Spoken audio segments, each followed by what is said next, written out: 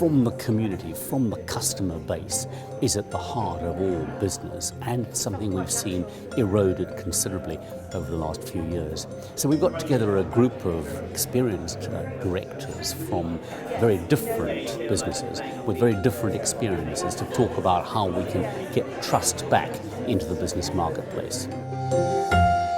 Good morning, ladies and gentlemen. It's wonderful to have such a distinguished group at the Institute of Directors to talk about the critical issue of trust in business. And that's been the topic of a great deal of thought and discussion in the business community since the recession. All companies got allocated a share of the blame for the job losses and the decline in living standards that have followed over the past 6 or 7 years.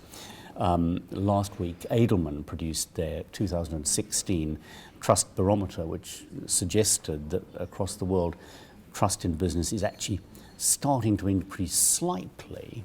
But I want to begin the discussion on that sort of slightly positive note, and I'll hand over to our co-host, Alison Kay, to start the proceedings. Thank you. The disruption that we're seeing is on a scale that we've never experienced before in industry. As I said, in my role, I do have a privilege of looking across all industries across the world, and it is fair to say that it is ripping out the boundaries between different sectors and different industries. So the change that's happening now, the fourth industrial revolution as it's been described, is completely and utterly changing the landscape of business and industry. And my view is that trust will become crucial in helping firms manage its stakeholders and take them on that journey through the change that is happening all around us. How can businesses improve their levels of trust? In 2001, when we started, as we came out of BT, mobile phone industry had a lower reputation than estate agents. So it was right at the bottom of the pile. Yet in a survey we did 6 weeks ago about trusting who you would trust with your data, a mobile operator came third after your medical insurance provider and your bank. For most people, their mobile phone is the remote control for their life. So an understanding of the role that you actually play is an essential ingredient in then building and establishing a relationship with your customers. Most people thought that the reason why you had to have an 18 or 24-month contract in the mobile phone industry was to lock you in. The reality, rightly or wrongly, is that if people want to buy an expensive consumer electronics device, they don't want to pay up front, so they're happy to spread over time. So what we said is, fine, the principle that you believe we're working on is we're locking you in.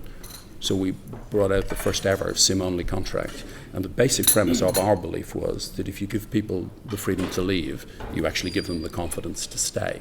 If something does not quite go according to plan, and if I as an organisation then sort of go the extra mile to put that right, of course then I have confidence to go back to that organisation. But one of the things that we find in the work that we do with IBM, and we're looking a lot at sort of like workforce sciences, it's actually about the employee.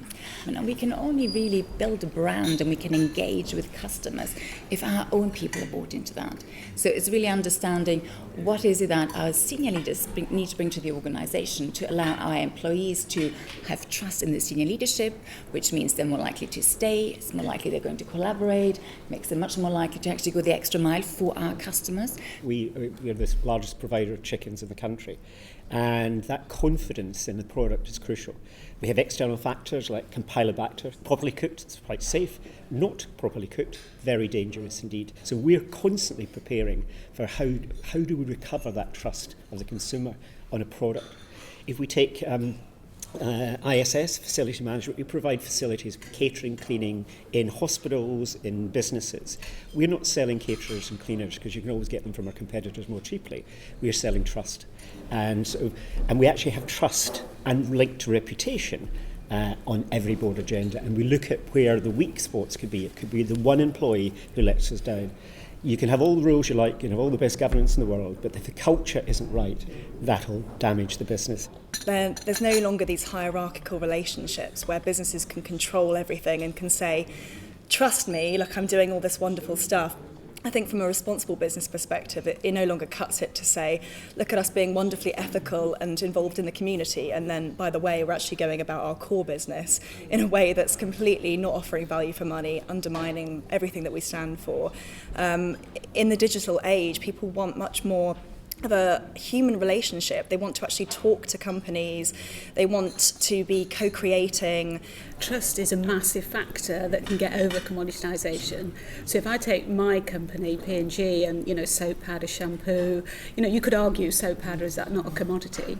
But if people really trust it and trust the brand, then they will kind of trade up to more expensive soap powders, and you can really drive value in the brand and drive value in the category. And we see that happening all the time.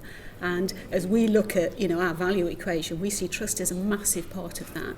So if consumers trust us, they'll buy into us, they'll trade up, they'll trade across, they'll buy a regimen of products, they'll buy more premium products, etc. If you're a steel worker in Scunthorpe, what are you meant to have trust in?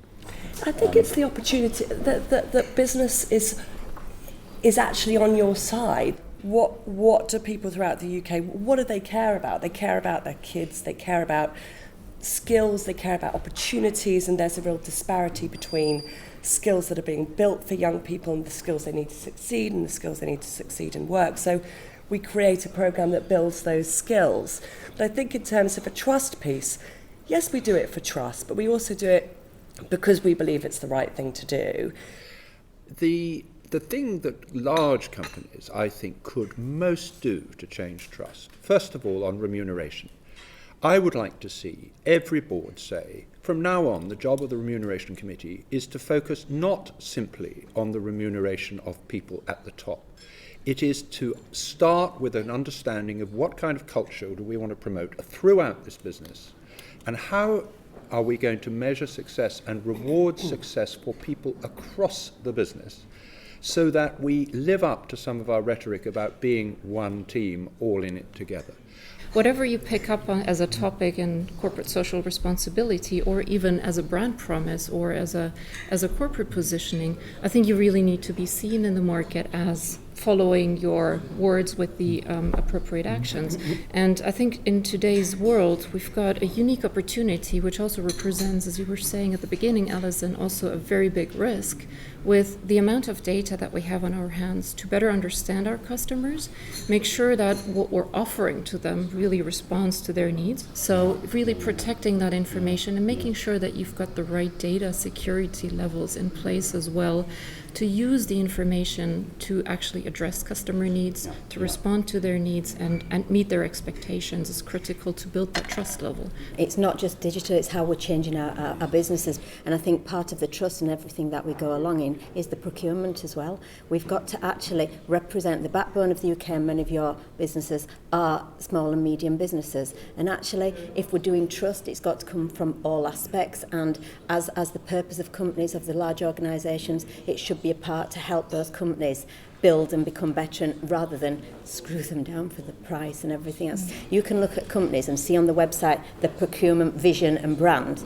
and then when you go through that negotiation process, if you're a small company, it's not negotiation, it's them telling you what's going to happen, and that knocks trust completely. There is a big change coming. It's here, it's happening. The digital economy is opening up as much opportunity as it is disruption.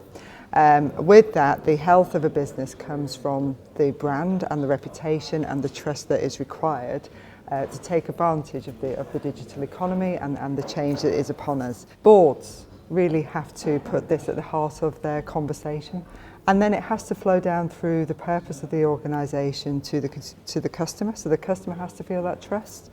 But the role of business in society cannot be underestimated.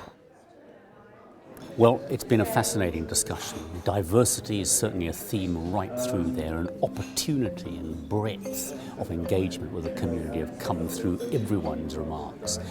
It's going to be a real effort to get trust back into British business, but the IOD means to do all it can to help.